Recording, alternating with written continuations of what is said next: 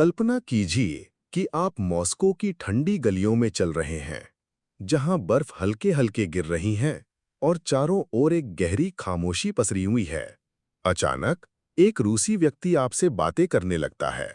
उसकी आंखों में गहराई है, आवाज में ठहराव है और शब्दों में एक सीधी सच्चाई है जो हमें चौंका भी देती है और आकर्षित भी। कोई व्यक्ति रूसी दिमाग को कैसे समझे? क्या ये केवल ठंडे मौसम का असर है या सदियों की ऐतिहासिक पीड़ा और संघर्ष ने उनके सोचने के तरीके को गढ़ा है? एक रूसी का मन किसी उपन्यास की तरह है, कभी भारी और उदास, कभी गहराई में डूबा हुआ, तो कभी आश्चर्यजनक रूप से हल्का और हंसी मजाक से भरा। यदि हम सचमुच ये जानना चाहते हैं कि एक रूसी किस तरह सोचता है, तो हमें उसकी बातचीत, उसकी बहस करने की शैली, भारतीयों के प्रति उसके दृष्टिकोण और उसकी भावनात्मक प्रतिक्रियाओं पर ध्यान देना होगा। रूसियों की बोलचाल में सबसे पहली बात जो सामने आती है, वो है उनका सीधापन और स्पष्टवादिता। जहां भारतीय लोग अक्सर बातों को घुमा फिरा कर कहते हैं, सामाजिक मर्यादाओं और दूसरे की भावनाओं को आहत ना करने की प्रवृत्ति से बंधे रहते हैं, वहीं रूसी व्यक्ति बिना किसी झिझक के अपनी बात कह देता है। यदि उसे कुछ पसंद नहीं आया, तो वो साफ कहेगा, ये ठीक नहीं है। ये सीधापन भारतीय मन के लिए कभी-कभी कठोर या असभ्य लग सकता है, लेकिन रूसी मानसिकता में ये ईमानदारी और साहस का प्रतीक है। उनके लिए झूठी मिठास से बेहतर है कड़वी सच्चाई। ये आदत केवल व्यक्तिगत जीवन में नहीं, बल्कि उनकी राजनैतिक और सामाजिक बातचीत में भी दिखती है। जब वो बहस करते हैं तो तर्क सीधे, ठोस और दृढ़ होते हैं।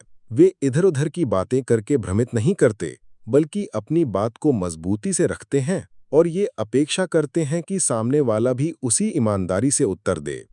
भारतीयों की तुलना में ये शैली हमें बहुत अलग लग सकती है। भारत में बहस का रूप अक्सर कथाओं, कहावतों, धर्म ग्रंथों के उद्धरण और भावनात्मक अपील से भरा होता है। यहाँ बहस जीतने का अर्थ केवल तर्क देना नहीं, बल्कि श्रोता के मन को छूना भी है। लेकिन रूसी व्यक्ति के लिए बहस का अर्थ है कठोर तर्क, सीधी बात और दृढ़ता। ये भिन्नता हमें ये समझने में मदद करती है कि उनके सोचने का तरीका कठोर सर्दियों और लंबे संघर्षों से बना है, जबकि भारतीय सोच का तरीका सामाजिक सामंजस्य और सहनशीलता से। अब यदि हम देखें कि एक रूसी भारतीयों के प्रति कैसा दृष्टिकोण रखता है, तो ये विषय और भी दिलचस्प हो जाता है। सोवियत संघ और भारत के बीच दशकों तक चली मैत्री ने भारतीयों के लिए रूस के मन में एक विशेष स्थान बनाया है। वे भारत को केवल एक देश नहीं, बल्कि आध्यात्मिकता और संस्कृति का प्रतीक मानते हैं। योग, आयुर्वेद और भारतीय दर्शन का आकर्षण रूसियों में गहराई से है।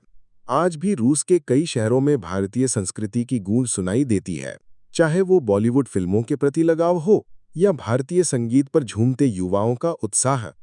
एक रूसी जब किसी भारतीय से मिलता है, तो अक्सर उसके मन में जिज्ञासा होती है कि ये व्यक्ति किस धरती से आया है जहां इतना रंग, इतनी विविधता और इतनी आत्मिक गहराई है। फिर भी ये दृष्टिकोण केवल आकर्षण तक सीमित नहीं रहता। कभी-कभी रूसी मन में भारतीयों के प्रति हल्की सी दूरी भी होती है। इसका कारण उनकी सीधी-सादी जिंदगी और कठोर वास्तविकताओं से बनी मानसिकता है। उन्हें लगता है कि भारतीय लोग बहुत ज्यादा भावुक और कभी-कभी अव्यावहारिक होते हैं, जबकि भारतीय ये सोच सकते हैं कि रूसी बहुत कठोर और ठंडे स्वभाव के हैं।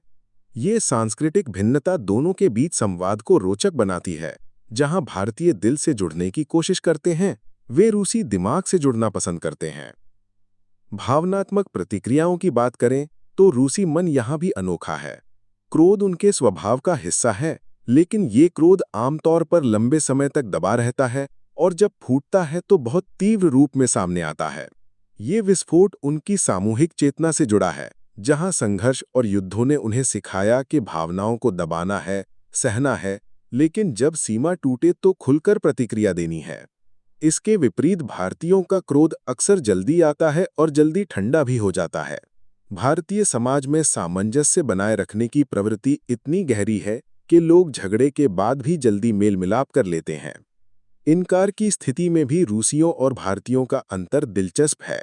रूसी व्यक्ति अक्सर चुप्पी और सहनशीलता में इनकार दिखाता है। वो तकलीफ को स्वीकार करता है, लेकिन उसे व्यक्त नहीं करता। उनके यहाँ चुपचाप सहन करना एक गुण माना जाता है। दूसरी ओर भारतीयों में इनकार कभी-कभी चलता है के रूप में आता है। वास्तविक समस्या को हल करने के बजाय उसे टाल देना, ये सोचकर के सब ठीक हो जाएगा। दोनों तरीकों में एक गहरी मनोवैज्ञानिक समानता भी है। दोनों ही असलियत से सीधे टकराने से बचने की कोशिश करते हैं, लेकिन उनका तरीका अलग है। हास्य का पहलू रूसी मानसिकता को सबसे अलग और रहस्यमय बनाता है। उनका हास्य गहरा, व्यंग्यात्मक और कभी-कभी बहुत अंधकारमय होता है। ये हास्य उस पीड़ा से पैदा हुआ है जो उन्होंने इतिहास में झेली है। जब जीवन बार-बार कठिनाइयों से रूबरू होता है, तो हंसी एक शरण बन जाती है। रूसी चुटकुले अक्सर समाज की कड़वी सच्चाइयों पर आधारित होते हैं। भारतीय हास्य इसके विपरीत अधिक हल्का, चंचल और सामाजिक होता है। भारतीय चुटकुलों में रिश्तों, पारिवारिक स्थितियों और रोजमर्रा के जीवन की मस्ती होती है, जबकि रूसी हास्य ये बताता है कि हंसी भी दर्द को सहने का एक तरीका है। इन सारी बातों से ये साफ झलकता है कि एक रूसी का दिमाग किसी बर्फीले मैदान की तरह है, ऊपर से ठंडा, कठोर और शांत, लेकिन भीतर गहरी भावनाओं और तीव्र संवेदनाओं से भरा। उनके सोचने का तरीका हमें ये सिखाता है कि सच्चाई को दबाने के बजाय उसे स्वीकार करना चाहिए, चाहे वो कितनी ही कठोर क्यों ना हो। वहीं भारतीय सोच हमें ये सिखाती है कि संबंधों को निभाना और दिल से जुड़े रहना भी उतना ही जरूरी है। दोनों मानसिकताओं का अंतर हमें ये दिखाता है कि इंसान की सोच केवल जीव विज्ञान से नहीं, बल्कि संस्कृति, इतिहास और पर्यावरण से भी आकार लेती है। निष्कर्ष में कहा जा सकता है कि यदि आप सचमुच समझना चाहते हैं कि एक रूसी किस तरह सोचता है, तो आपको उसकी भाषा की सीधाई, उसकी बहस की दृढ़ता, भारतीयों के प्रति उसके मिश्रित आकर्षण और दूरी तथा उसकी भावनात्मक प्रतिक्रियाओं की गहराई को देखना होगा।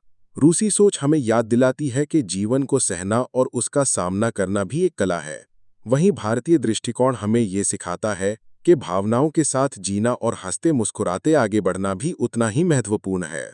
दोनों की तुलना हमें यह एहसास दिलाती है कि इंसान की सोच की विविधता कितनी सुंदर है और कैसे ये विविधता हमें एक दूसरे से सीखने का अवसर देती है। दोस्तों, यदि आपको ये गहन अनुशासन पसंद आया और आप चाहते हैं कि मैं ऐसे और विषयों पर मनोविज्ञान और संस्कृति को जोड़ते हुए आपके सामने लाऊं, तो मेरे YouTube चैनल को ज़रूर सब्सक्राइब करें। आपकी एक क्लिक मुझे और प्रेरित करेगी कि मैं आपके लिए और भी गहरी और रोचक बातें लेके आऊं।